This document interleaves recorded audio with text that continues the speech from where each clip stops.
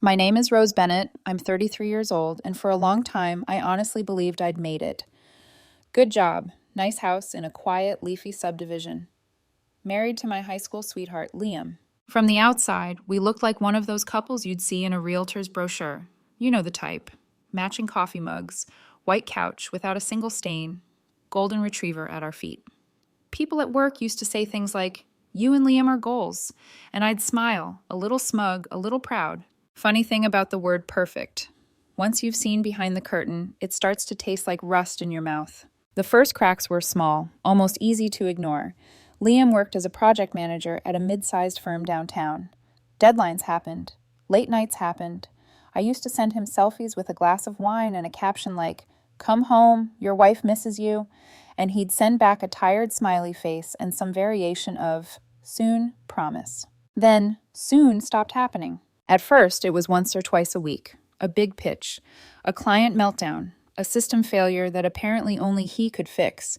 But weeks turned into months, and suddenly he was stumbling in close to midnight more often than not, smelling like office printer toner and stress. He'd kiss my forehead, mumble an apology, and collapse on the couch. I told myself it was normal, that this is what people meant when they said marriage was work. Then came the business trips. Urgent, last minute, always during the week. A quick overnight turned into 3 days. 3 days became 5. There was always a reason. Client demanded in-person meetings, upper management was on site, travel mix-up, you name it. "It's just for a while," he'd say, rubbing his thumb over the inside of my wrist like he always used to when he wanted me calm and pliable.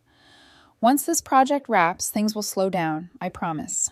I wanted to believe him. It was easier than considering the alternative. The alternative showed up on a rainy Tuesday afternoon in the form of my best friend's name flashing on my phone. "Amaya calling," I answered, tucking the phone between my ear and shoulder while I typed an email. "Hey, what's up?" There was a pause. I could hear the clink of dishes, the murmur of a cafe in the background. "Rose, where's Liam supposed to be right now?" I frowned. At a client dinner, I think. Why?" Another pause. Longer this time. I stopped typing. "Because I'm at Montrose Bistro," she said slowly, "and he's here, with a woman, and it does not look like a business meeting." For a second, my brain refused to compute. Montrose was the kind of place people went for anniversaries and first dates, not quarterly reviews. "Maybe it's a client," I said. My voice sounded thin, even to my own ears. "You know how schmoozy his company is." "Rose," Mia said, soft but firm. "It's Kayla." The name hit me like a slap. Kayla Myers, Liam's college ex, the one who strung him along for years, cheated on him, dumped him, then popped back up every time she needed attention. The walking, talking red flag I had been assured was in the past. I laughed, a brittle, humorless sound. "You're sure?" "I'm 3 tables away," Mia whispered. "They're sitting on the same side of the booth. She just touched his face. I'm so sorry." My hand shook as I closed my laptop. "It's fine," I lied. "Maybe it's not what it looks like." We both knew exactly what it looked like. I thanked her, hung up, and spent the next hour staring at nothing. At the plant on my desk. At the way the afternoon light crept across the office carpet.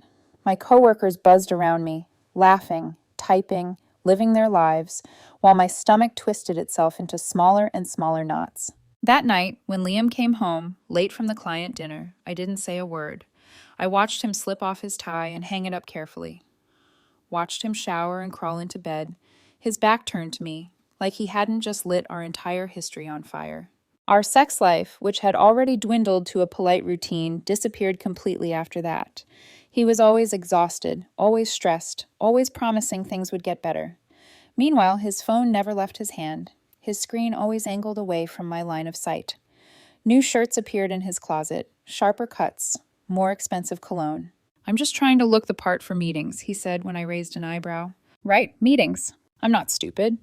Deep down, I knew exactly what was happening.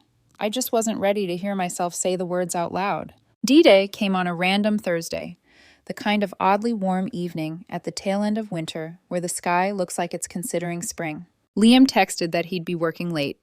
Again. I stared at the message for a long time. Then I did something I hadn't done in months. I decided to be romantic. I swung by his favorite Thai place on my way home, ordered pad see ew the way he liked it, extra chili flakes, fresh spring rolls, jasmine rice. I pictured his surprised face, maybe the guilt in his eyes. Maybe we'd finally talk. Maybe we'd fix this, or at least drag it into the light where we could decide whether it was worth saving. The office building was mostly dark when I pulled into the lot. Just a few windows lit up on the top floors. My stomach churned as I rode the elevator up, the takeout warm and fragrant in my hands. On his floor, an intern I vaguely recognized from the holiday party nearly jumped when she saw me. "Oh, Mrs. Bennett, hi!" Her smile was strained, eyes darting past me. "Are you here to see Liam?"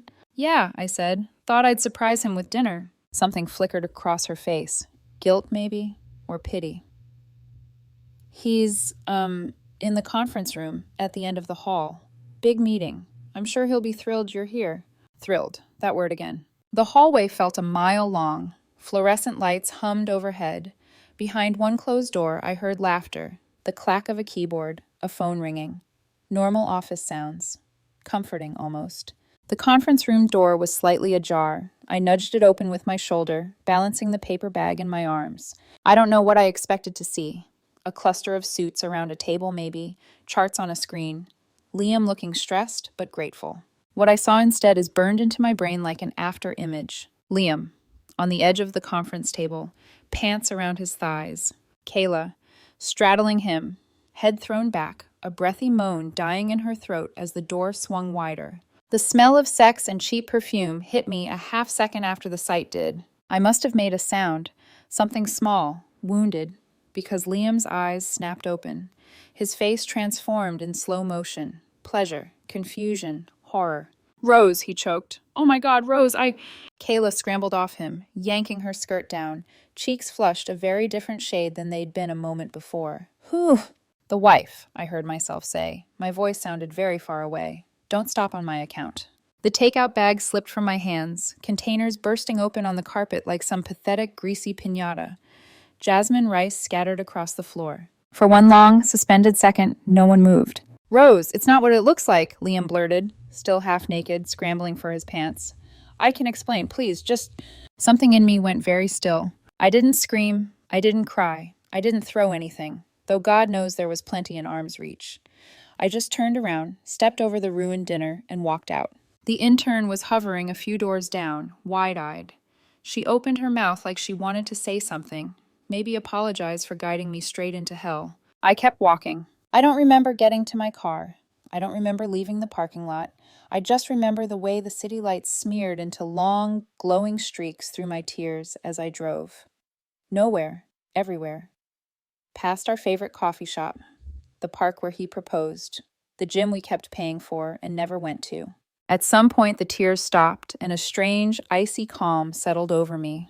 By the time the sun started to rise, pale and indifferent over the highway, I knew one thing with absolute clarity. I would not be the woman who stayed. By sunrise, my marriage would be over. Liam just didn't know it yet. I didn't sleep that night. I drove until the gas gauge dipped low and my eyes burned from staring at the road. Eventually, muscle memory took me home, our home, the one with the manicured lawn and tasteful porch lights, and the stupid little welcome mat that said happily ever after starts here. I parked at the curb instead of in the driveway. I sat there for a long moment, hands locked around the steering wheel so tightly my knuckles ached. If I went inside, if I let him wrap his arms around me and spin some story about closure with Kayla or momentary weakness, I knew how it would end. Tears, promises, couples therapy, me learning how to live with a permanent crack in my chest. I turned the engine off and walked up the path anyway. The house was dark except for the soft glow spilling from the living room. I stepped inside, toed off my shoes automatically, and shut the door behind me. The air smelled like him, his cologne, his body wash, the faint, lingering spice of the candles we'd lit the weekend before when I'd still been trying to reconnect. Liam was on the couch, elbows on his knees, fingers tangled in his hair. He jerked upright when he heard the door. "Rose."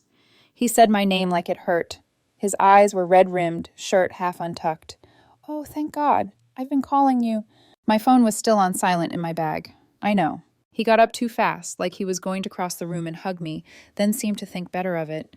"Please, can we talk? It's not what it looks like?" I asked. My voice came out steady, almost gentle. That surprised both of us. His mouth opened and closed. It was a mistake. There it was, the word they all use, like it's a magic eraser. A mistake, I repeated. You accidentally took your pants off in your conference room? You tripped and fell inside your ex? His face tightened. It's not like that. How is it then? I tilted my head. In the back of my mind, I saw her again. Kayla, flushed and laughing, the way she'd swayed toward him like he was hers. Liam ran a hand over his jaw, pacing a small line in front of the coffee table. We've been under a lot of stress. The project, the deadlines. You've been distant. I've been in my head. Then Kayla reached out about a consulting opportunity.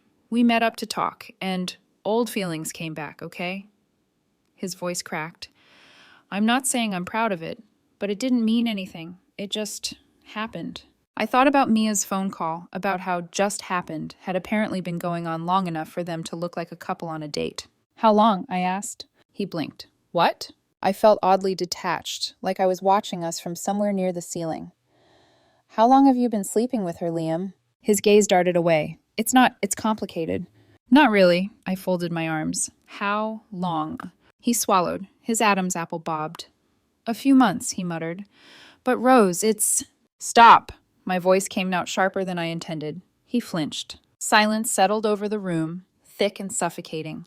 The wall clock ticked. Somewhere in the neighborhood, a dog barked. I love you, Liam tried again, quieter now. You know that. What happened with Kayla, it was stupid. I ended it tonight, I swear. When you walked in, we were saying goodbye. I thought about the way her head had been thrown back, the way his hands had been gripping her waist. Some goodbye. My mind flashed, unbidden, to the night we signed our prenup, right before our wedding. We'd sat at the same coffee table, laughing nervously as the lawyer explained clauses and contingencies. At the time it had felt unromantic, clinical. Now I felt nothing but gratitude for my past self. I took a slow breath. You need to sleep on the couch. He stared at me. Rose. We'll talk in the morning, I said, suddenly exhausted. Right now, I can't even look at you.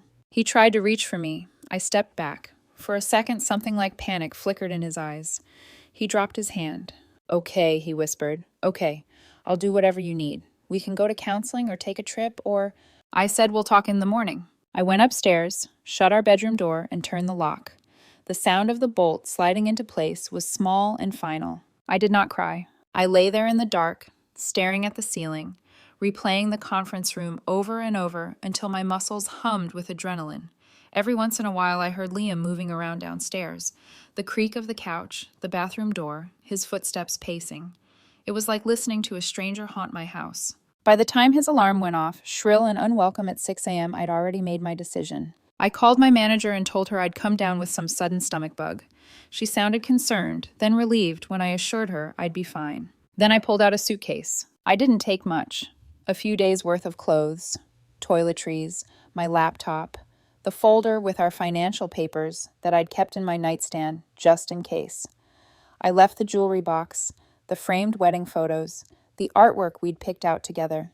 Liam was in the kitchen when I came downstairs, hair damp, suit jacket draped over the back of a chair. He froze when he saw the suitcase. His face crumpled. Rose, no, please, we can fix this. I need space, I said. I didn't bother with coffee. My hands were already shaking. I'm going to stay at a hotel for a few days. His lower lip trembled, just a little. He was good at that, walking the line between contrition and manipulation. Don't do this. We can go to therapy. We can start over. You're my wife. You broke our vows, I said softly. You broke my trust. That's not something you can just apologize away over pad CU and a weekend retreat. He reached for me again, desperation in his eyes. It was one mistake. 7 years married, almost 10 together, and you're going to throw it all away because I messed up? I'm not throwing it away, I said. You lit the match. Tears spilled over. I love you. Doesn't that count for anything? A lump rose in my throat. For a moment, I saw the boy he used to be, the one who scraped his knee playing basketball and came to sit on my porch because my house felt safer. The one who cried into my hair when his dad left. The one who used to look at me like I was the only person in any room. Maybe that boy had died in that conference room too. I'll think about therapy, I lied. Right now, I need time. Don't call me. Don't text me. Don't show up at work or at my mom's. Let me come to you when I'm ready. He nodded, shoulders shaking. Okay, I'll give you space. Just please come back. I picked up my suitcase and walked to the door. The slam of it closing behind me felt like a period at the end of a very long, very ugly sentence. I did not go to a hotel. I drove straight to the bank. The banker was all professional smiles and polite sympathy as I opened a new checking account in my name only and moved my direct deposit over. The prenup meant most of my premarital assets were already separate, but I wasn't leaving anything to chance, not with the way Liam had looked when he realized he was losing control. Next stop was a law office. I didn't know any divorce attorneys personally, but Mia did. She'd texted me a name and a number when I told her what I'd walked in on. Shark, she'd written. You'll like her. An hour later, I was sitting in a sleek conference room across from a woman in her 50s with steel gray hair and a gaze that could probably cut through titanium. Ms. Bennett, she said, after I'd finished laying out the basics. First of all, I'm sorry you're going through this. Second, you did the right thing coming here before telling him anything else. I already told him I needed space, I admitted. He thinks I'm at a hotel. She gave me a thin, approving smile. Good. We'll get the ball rolling today. You have a prenup, no children, and clear evidence of adultery. That simplifies things. He'll bluster, he may beg, he may rage. None of that changes the law. By noon, I'd signed the initial paperwork. By 5 p.m., Liam Bennett had been formally served with divorce papers. I checked into a mid-range business hotel off the highway, a Holiday Inn with beige walls and a bedspread that smelled faintly of bleach. It was ugly, but it was mine for the night, and more importantly, it was far from him. The calls started almost immediately. Unknown number, unknown number, unknown number. I let them all go to voicemail until the third one. Some twisted part of me wanted to hear his reaction, to know which version of Liam I was dealing with, sad, sorry, or furious. I answered on the fourth ring. Hello? Divorce? His voice was cold, like ice over deep water. No greeting, no preamble. Are you freaking serious right now, Rose? I sat on the edge of the bed, staring at the generic landscape art on the wall. Dead serious. You really filed for divorce because of one mistake? His voice climbed. 7 years of marriage, almost a decade together, and you're ready to throw it all away just like that? I closed my eyes. Sleeping with your ex for months isn't a mistake, Liam. It's a series of choices. This, I glanced at the folder of legal documents on the nightstand, is the consequence. This is insane, he snapped. We can work through this. Couples do it all the time. You're just being dramatic. You're not thinking clearly. I've never thought more clearly in my life, I said quietly. On the other end of the line, I heard him suck in a breath, like I'd hit him harder than any scream could have. For a heartbeat, I almost softened. Then I saw Kayla again in my mind's eye, heard that intern's voice in the hallway, remembered how small and stupid I'd felt standing there with a bag of cold Thai food at my feet. I'm done letting you rewrite reality, I said. From now on, everything goes through my lawyer. Good night, Liam. Rose. I hung up. His next call went straight to voicemail. So did the next one, and the next. I put my phone face down, turned off the lamp, and lay there in the dimness, listening to the muffled sounds of other people's lives through the thin hotel walls. I didn't know yet that this was only the opening act, that the man who'd once sworn to spend his life protecting me would soon become the one person I'd need protection from. For now, all I knew was that I had finally done it. I had chosen myself. The first 2 weeks after filing were a strange purgatory, quiet on the surface, but with a storm gathering somewhere out of sight. I kept waiting for the calm to break, for the other shoe to drop, for Liam to finally show me the side of himself I'd always been too in love, or too naive, to see clearly. It dropped faster than I expected. At first, I tried to disappear into routine. Work, sleep, microwave meals eaten on the edge of a bed that wasn't mine. I answered only the calls I had to. My lawyer, my mom, Mia. I let everything else go to voicemail, even numbers I didn't recognize, especially numbers I didn't recognize. But Liam always found a way. He left messages the way addicts chase highs, swinging hard between personas. One voicemail would be Liam the martyr, voice thick with tears. Please, Rose, I messed up. I can't breathe without you. I'll do anything. The next would be Liam the accusatory. I know you're listening. You don't just abandon your husband over one stupid slip-up unless you were planning this. Another still, Liam the manipulator. If you don't pick up, I'll just come find you. You can't avoid this forever. My lawyer told me not to respond. Silence is power, she said. He'll run out of steam eventually. But the thing about Liam was that he didn't run out of steam. When he sensed he was losing control, he simply found a new angle. The emails started next. Long, rambling monologues, screenshots of old text fights, paragraphs dissecting every disagreement we'd ever had. He tried to rewrite history, that I'd neglected him, that my coldness pushed him into Kayla's arms, that he only cheated because he felt alone. A sob story he forwarded, CCing my old college friends, as if recruiting witnesses. I didn't read most of them. I set my Gmail filters to automatically delete anything from him or Kayla. Still, sometimes a subject line slipped through. Cold dread coiled at the base of my spine each time. My therapist, because yes, I finally got one, said something I haven't forgotten. Manipulators escalate when their usual tactics stop working. They panic when they lose access to your emotions. Liam panicked magnificently. The next phase kicked off on a Saturday morning. Mom called at 9:12 a.m., too early for her on a weekend, so I knew something was wrong before I even picked up. "Honey," she said, voice tight. "Liam was here." My stomach clenched. "What? When?" "He just left." I could hear her pacing from the creaks on her old hardwood floors.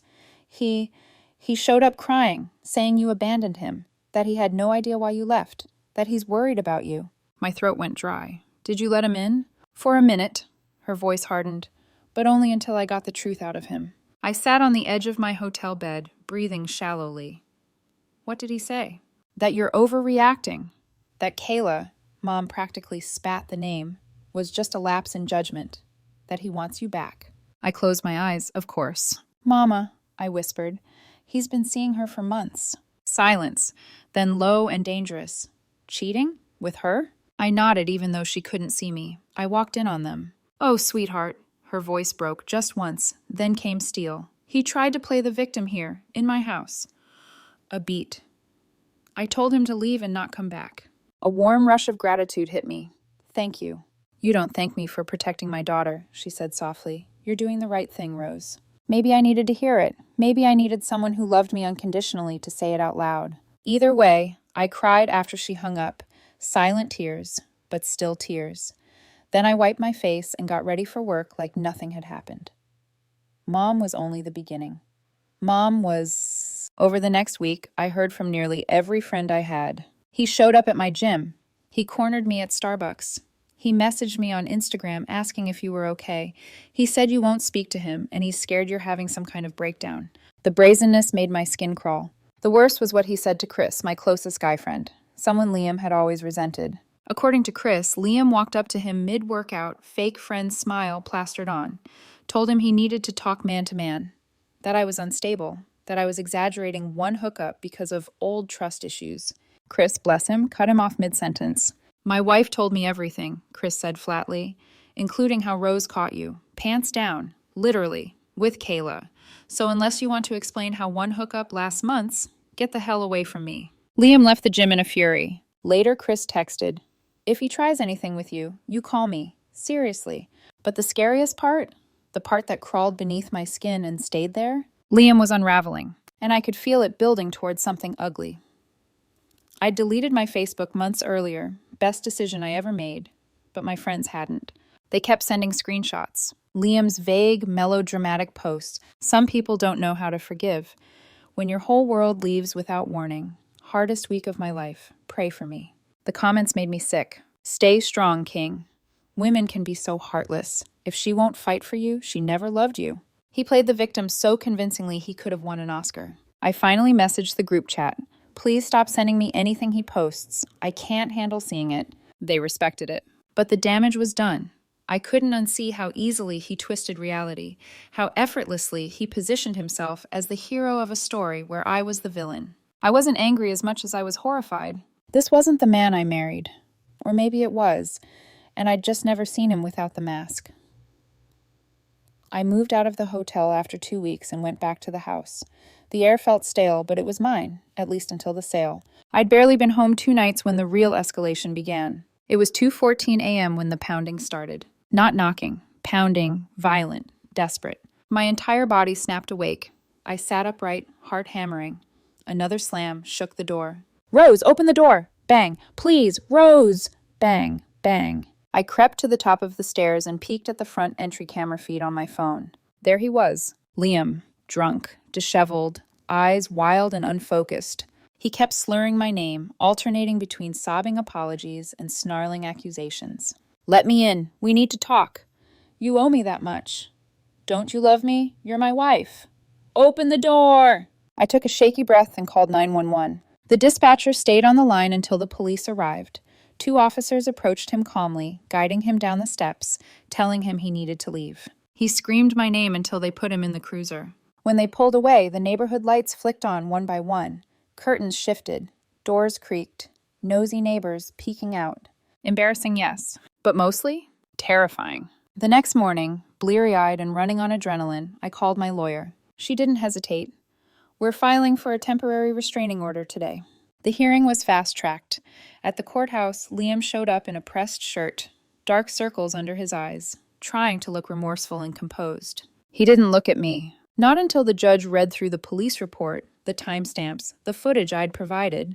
Then he tilted his head, just slightly, and gave me a tiny, bitter smile, like this was all some twisted game. His lawyer tried to argue he'd been concerned and emotionally distraught. My lawyer calmly presented the recordings.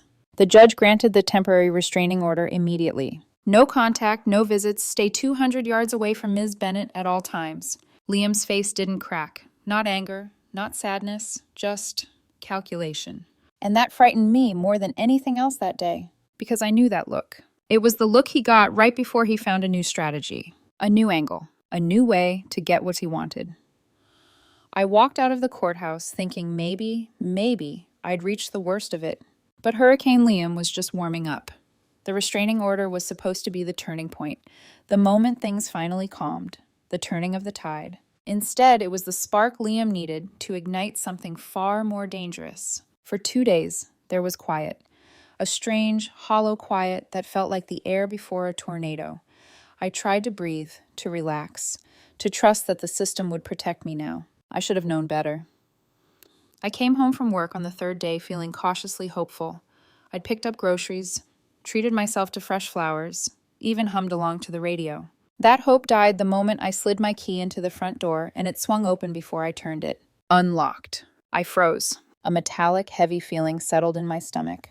I stepped inside slowly. And then I saw the living room. Shattered picture frames on the floor. Glass sparkling like ice across the rug. Our wedding photo, my smile bright, his arms around me, cut straight down the middle. The TV smashed. The screen caved inward like someone had taken a bat to it. A bat that was now lying on the tile near the hallway, sticky with dust from the drywall. Every step I took was a punch to the chest. My clothes, my favorite blazer, my dresses, the sweater my mom knit for me, lay shredded in piles. Drawers pulled out. Mattress sliced open. Books ripped apart. The scent of Liam's cologne crushed under the overwhelming smell of destruction. But it wasn't the chaos that gutted me. It was the writing on the bathroom mirror. Thick red lipstick. "You ruined everything. I loved you. You made me do this." I didn't have time to fall apart. I ran outside, hands shaking, and called the police. It took less than an hour for them to review the footage from my security cameras and track Liam down. He'd used an old key, the one he'd insisted he lost months ago. The cameras caught everything. Him screaming, smashing, tearing, mumbling to himself like a man unraveling. The police found him ranting in his apartment parking lot, still furious, still convinced he was the victim. When they cuffed him, he looked directly into the dash cam and said, "She'll forgive me. She always does." I watched the footage later. I felt sick. That night, I filed formal charges. Breaking and entering, destruction of property, violation of the restraining order. When the judge saw the video, he didn't hesitate. 30 days, county jail, no exceptions. For the first time in weeks, I slept. During the month Liam was locked up, life felt freakishly normal. I went to work. I met friends for brunch. I cleaned up the house, what I could salvage, boxed the rest for trash. My therapist said I was doing remarkably well considering the trauma. But somewhere deep down, I knew one hard truth. The version of Liam in that conference room, the reckless one, was only one layer. The version who broke into my house, the volatile one, was another. There was still one more version I hadn't met, and he was the most dangerous of all. 2 days after Liam got out of jail, my phone rang while I was unloading groceries. The caller ID said, First National Bank, Fraud Department. My heart dropped into my stomach. "Ms. Bennett, we need to verify some activity on your account. Has anyone attempted to withdraw $9,800 from your savings today? I nearly dropped a carton of eggs. No, I said, numb. Absolutely not. The representative cleared her throat. The individual had your social security number and answered your security question correctly. My mother's maiden name. Liam, it had to be. I canceled all my cards, froze my credit, and placed alerts on every account with a bank officer who looked at me like she wished she could slap Liam herself. My lawyer sided when I called her. He's escalating because he's losing leverage, she said. Be prepared. Men like Liam don't stop. They adapt. I didn't know how right she was, because the next blow came a week later, and nothing could have prepared me for it. A man in a windbreaker knocked on my door on a Monday afternoon. Rose Bennett? Yes? He handed me a large envelope, nodded, and walked away. Inside was a stack of legal documents so thick they felt like a brick. I skimmed the first line and felt the blood drain from my face. Petition for modification of final divorce. Decree based on new circumstances. Pending pregnancy. Pregnancy? My brain stalled. Then the next line hit me like a car crash. Claimant asserts that conception occurred during the marriage. Claimant seeks financial support from respondent during the pregnancy. Respondent. Me. They meant me. I flipped through page after page, hands trembling. Liam was claiming I was pregnant. That I, Rose Bennett, was carrying his child, and therefore he was entitled to immediate financial support. It would have been laughable if it weren't terrifying. I hadn't slept with him in months. Wasn't pregnant, wouldn't be pregnant. So what the hell was this? My hand shook harder as I turned to the affidavit, and then I saw it. A signature at the bottom, but not mine. Forged. Sloppy. Tilted. Almost convincing, but forged. Then, tacked onto the back like an afterthought, a blurry ultrasound photo with no name and no date. He didn't even try to make it believable. My lawyer moved fast. Within 48 hours, we had a hearing scheduled. When I walked into that courtroom, Kayla was already sitting beside Liam, small, smug, a hand resting on her stomach. A small stomach, barely showing, but not nothing. My heartbeat thudded in my ears as everything clicked together. He wasn't saying I was pregnant. He was saying she was pregnant, and claiming it happened while we were still married, so that he could force me to pay them. The audacity knocked the breath out of me. Kayla didn't even look at me, just stared straight ahead like a woman who had secured her position in some twisted hierarchy. Liam? He looked triumphant. The hearing started. His lawyer spun a story so theatrical it belonged on cable television. I abandoned Liam. Liam found comfort in Kayla's arms after the emotional devastation. Kayla became pregnant unexpectedly. Liam, now a soon-to-be father, had no financial stability because my leaving had ruined him. Therefore, I should pay temporary support until the baby arrives. My lawyer stood so slowly it was almost cruel. Then she smiled, an expression I'd learned meant someone was about to bleed metaphorically. Your Honor, she said calmly, we request a paternity test before entertaining any financial requests, given that Mr. Bennett and Ms. Myers were engaged in a long-term affair before and during the marriage. Kayla's face dropped. Liam's jaw tightened. The judge flipped through the paperwork. His eyebrows shot up when he saw the forged signature. Mrs. Bennett, he said, peering over his glasses, did you sign this affidavit? No, Your Honor, I said, steady. That signature is not mine. He set the papers down slowly. The room went still. Motion for temporary support is denied. A paternity test is required. Results to be submitted within 30 days. Liam exploded. Kayla grabbed his arm, hissing under her breath, trying to calm him. The judge banged his gavel. I stood there, spine straight, looking right at the man who had once sworn to love me. I didn't say a word. But inside, something shifted, something closed, something final. Because I finally saw Liam clearly. Not as my husband. Not as the boy I had grown up with. Not as the man I thought I'd build a life beside. But as a stranger, a dangerous one. One I would never let close again. The 30 days before the paternity test results came back felt like living in a pressure chamber. Everything was quiet. Too quiet. The kind of quiet that tricks you into thinking the nightmare is over right before it sinks its teeth in again. But even with no direct contact from Liam, thanks to the restraining order, the fallout lingered everywhere. At work, in my inbox, in whispered updates from mutual friends who couldn't help but keep tabs on the drama. He's been telling people you ruined his life. I heard Kayla is posting cryptic pregnancy selfies. My coworker saw him screaming at a pharmacist last week. Someone said he fired his therapist because she wasn't on his side. Every story chipped away at whatever faint sympathy I might have once had. And yet, somewhere deep inside, a small, frightened voice whispered, "What if the judge believes him? What if the system sides with him? What if this never ends?" I didn't dare answer. Instead, I waited and braced and prayed the truth would save me. The results. The envelope came on a Tuesday morning. Brown, thick, official. My hands shook slightly as I accepted it from the courier. I didn't open it right away. I set it on the kitchen counter like it was a live grenade. My lawyer called within minutes. "Rose, did you get the results?" "I did. Do you want me to open them with you on the phone?" I swallowed hard. "Yes." I slit the envelope with my thumb. Careful, slow. The paper crackled. My breath hitched in my throat. At the top of the document were 3 words that made every hair on my arm stand up. Paternity exclusion. 0.00% match. Kayla's baby wasn't Liam's. Just like I knew it wouldn't be mine. I exhaled so fast I almost laughed. Or cried. Maybe both.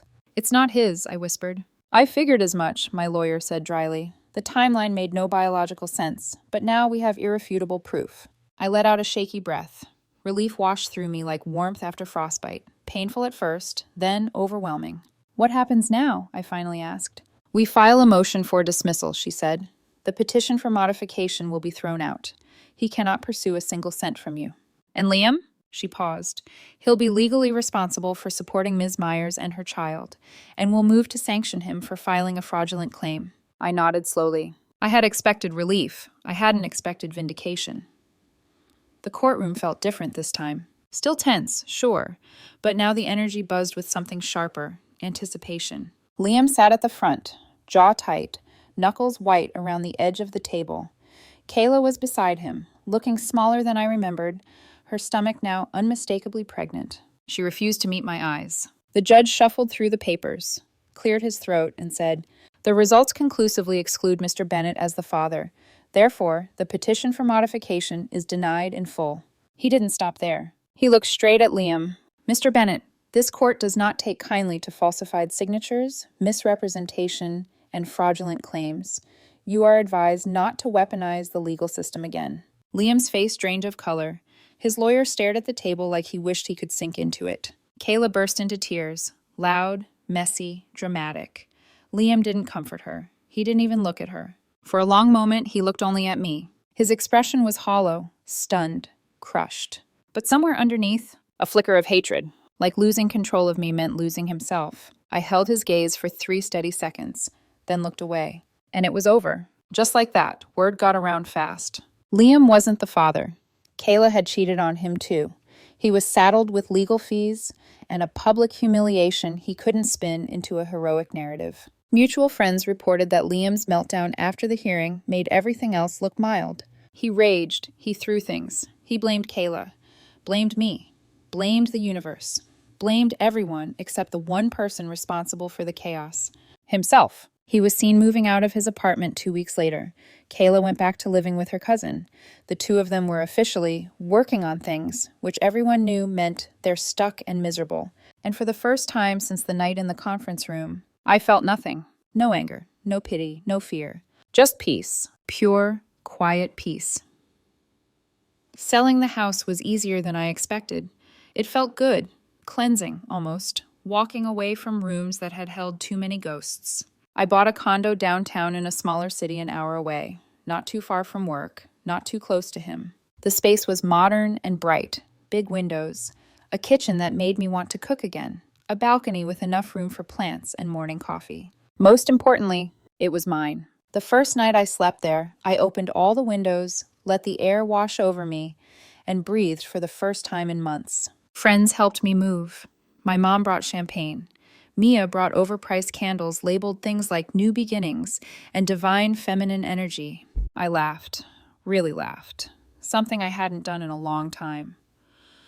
It took a few months, but eventually, I went on a date. It wasn't earth-shattering, wasn't magical, wasn't cinematic. It was just nice. A man held the door for me, asked questions, actually listened, and didn't once glance at his phone under the table. But I didn't dive in blindly. I moved slowly, carefully, with boundaries I never had before. Not because I was scared of love, but because I'd finally learned to love myself more.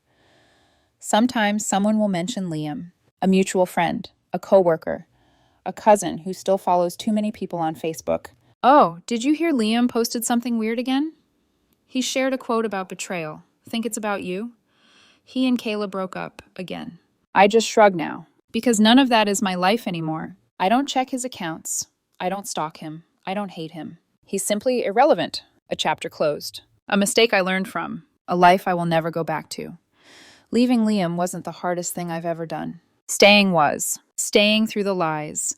Staying through the manipulation. Staying through the gaslighting and the chaos.